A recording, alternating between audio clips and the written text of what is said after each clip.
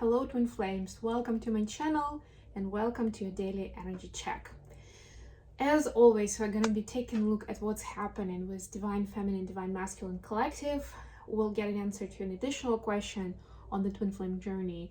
And the last question for today is going to be, what is the message between the twins from DMs to DFs and vice versa?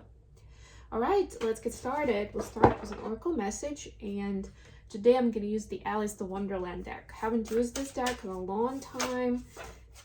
It's a little freaky. It has an acquired taste, but it's good. It's deep. So let's go deep today. We are just a few days away from, oh, there we go. Something fell out for Divine Feminines already. And by the way, if you like my videos, don't forget to like the video and subscribe to my channel, add comments, shares. It really helps the channel and helps me be here on pretty much a daily basis and deliver these messages to you guys. I also do personal readings. There's more information on my services in the description box. So yeah, we're less than a week away from the full moon, and this is gonna be full moon in Cancer, which is, I don't know, to me it's a particular kind of moon because Cancer and moon are connected. So moon is like a guardian planet of Cancer as a sign, right? And as a person whose moon is in Cancer, right, for me it's like gets amplified like 10 times. So I'll definitely be speaking about that. I'll probably do a video over the weekend with more details and explaining what and how, and maybe giving you a few ideas on the rituals as well that you can perform to work closer with the energy of this full moon. All right, so feminines, your message is you are rare and free, number 38. Wink wink at 11. There are not many like you, your uniqueness, beautiful. I'm seeing these messages more and more often, just like within the last 24 hours. It's amazing. But you know what? Sometimes we do need a reminder, Divine Feminines. I'm sure you can agree to that. And we're not for everyone. That's also true. Masculines, your message is number 44. You can go back to yesterday. Be in the present.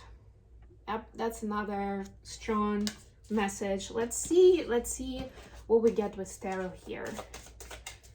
More information will come out with tarot for sure.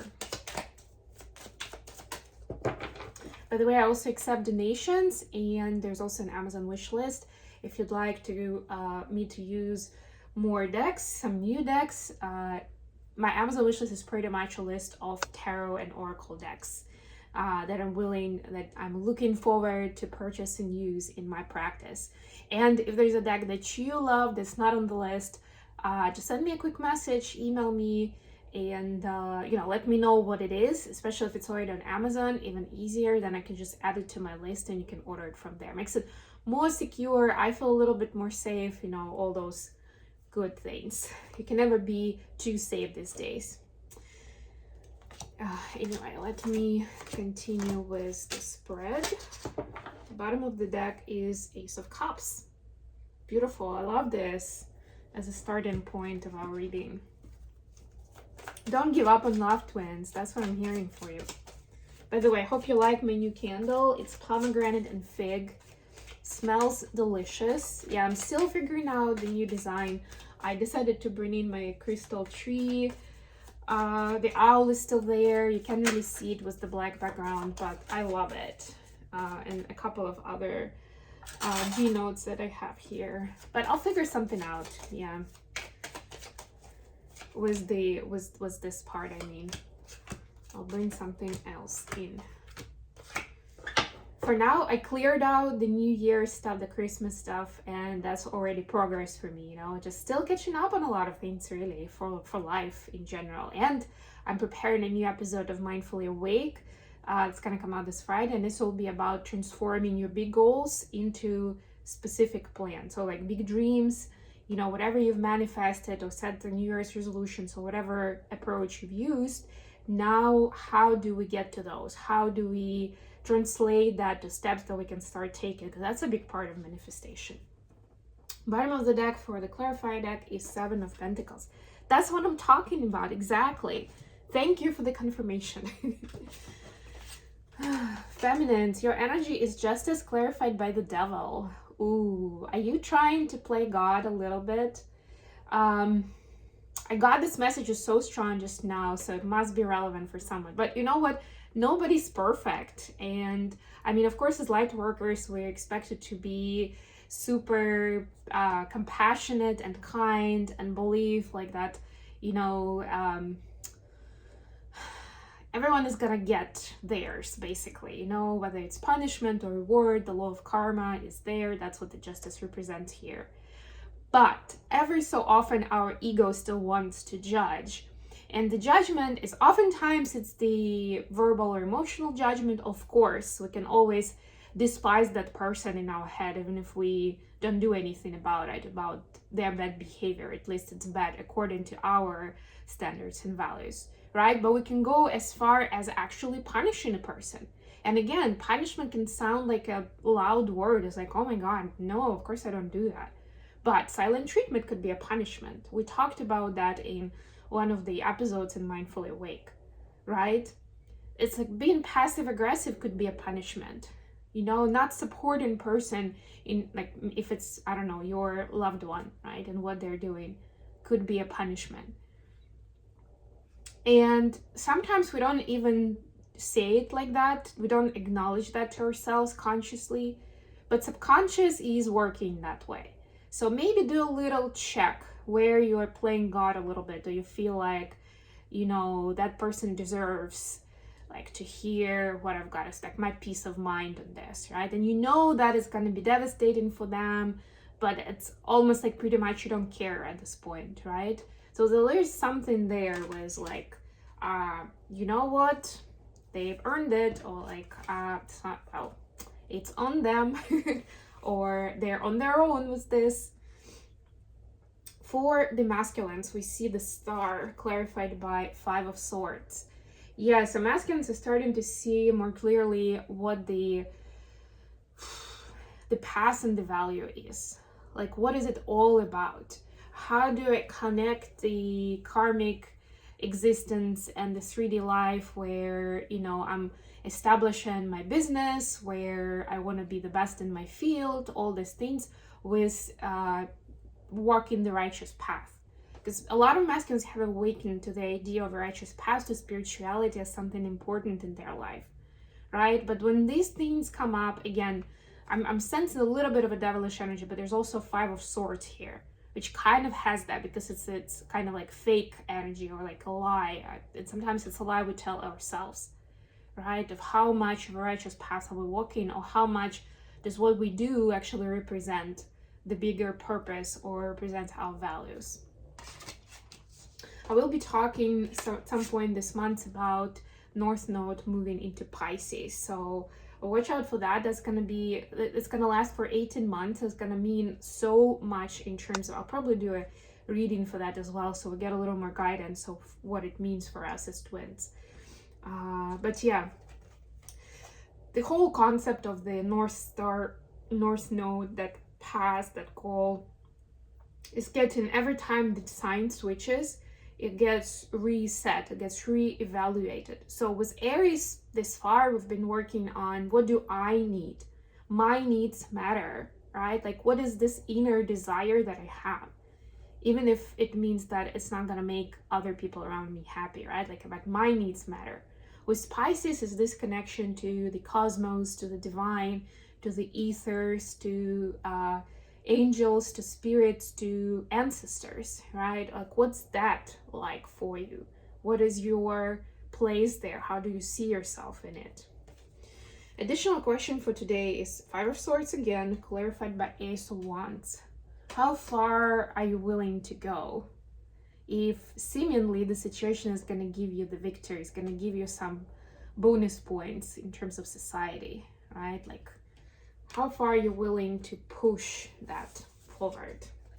Feminists, what do you need to know? The Tower, clarified by Knight of Cups. Yeah, feminines just know that one day that's gonna be a house of cards. It's not gonna work anymore, right? Like, you may justify certain goals for yourself. It's like, yeah, maybe, the moves that I take, the action that I take is not really ideal. It's not either towards myself or towards other people, but it's like the goal justifies the means, kind of like that, right? But one day it's all gonna fall apart, and you'll see. You're gonna have enough kindness and compassion to yourself in that moment. If yes, then feel free to take that risk. It's almost like preparing you for the tower moment, that if you aren't gonna take that apart and stop functioning that way, then the universe will. And there's also a lesson there, right? So it's not in vain. There's always value to it.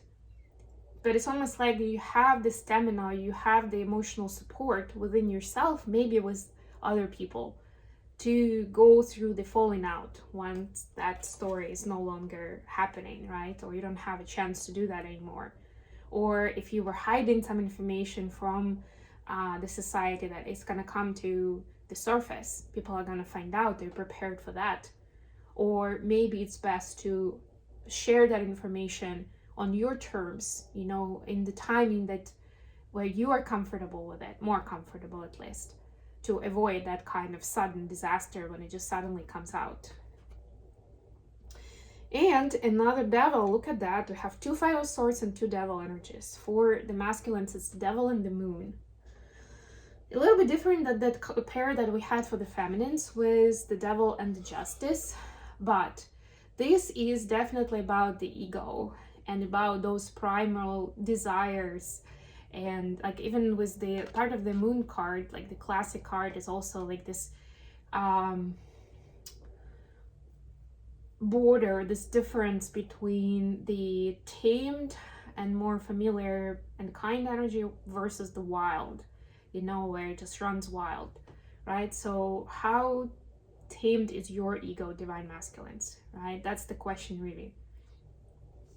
And how far you're willing to go, right? It's almost like you can let your ego drive your behavior for a while until it gets too far. But what is too far? Do you understand that? What are your criteria for when you're like, okay, I need to stop this because this is getting out of control. I'm starting to hurt other people, right? Or just like, this goes too far and it's going to be hard to undo this. Like, maybe it's a career move, I don't know, climbing the career ladder. And maybe like, like the rules of the game, the unspoken rules of how to win, how to move forward. But deep down, that it's not righteous. It's not really that honest, or like you can move up the ladder, but it's not because you're the best candidate for it, if it makes sense, right? And it's like, how far you're willing to go. What's the message from the feminine to the masculine today? The Emperor, clarified by 4 of Cups. It's a 4 and a 4. So feminine is saying that she sees the masculine as building their foundation in understanding what they want, understanding the surrounding and the rules around them, and coming up with an inspired plan about that. Or at least this is the message that the feminine is sending, as in, I'm supporting you with this, and I know this is important to you. So it's not even about the relationship at this point, right? It's like the masculine is establishing what, like, as an emperor, in the emperor role, what's their empire like, right? Like, what are the laws? What are the principles? What does this empire stand for? What is the territory, right? Or what's the aspiration for it? And kind of like, what is my role in it? Yeah, the emperor kind of makes sense. Like, I'm the main guy who calls all the shots, but what does it actually mean? What is my contribution? What's the message from the masculine to the feminine? The moon, clarified by 2 of Wands. So another moon for the masculine. So many double cards in this reading. Oh my God. Yeah, the masculines are basically saying that they're making some big decisions around the ethical questions, around like how they want the next leg of their journey, what would they want that to be like, what to focus on. because they're being pulled in different directions in terms of, this is what's going to make me money, this is what's going to make me famous, this is how I can deliver my message to people, this is what's going to make me a better person. And it seems like there is a bit of a conflict of interest between those. So it's really hard to pick just one. There's no one obvious choice for them, right? So they're trying to reconcile it in their head and stabilize emotionally to be able to understand what is the way to go, right? Not even necessarily what's the right choice, because it's all very subjective, but what is that choice going to be? That's the big contemplation at this moment. And a quick reminder, Divine Masculine, your oracle message was be present. You can't go back to yesterday. Whatever is done is done. Don't make these new decisions based on the mistakes that you've made. I mean, of course, keep them in mind as information, but don't think that that was somehow a sign, for example, that you can't do that specific thing anymore, or you can't be with that specific person anymore just because you had a conflict, or you had a falling out, or that person found out too much about you, of stuff that you're now uncomfortable with. I'm hearing that for someone. That's interesting. All right, I'm gonna leave it here. Thank you so much for joining me today, guys. I love you all, and until next time.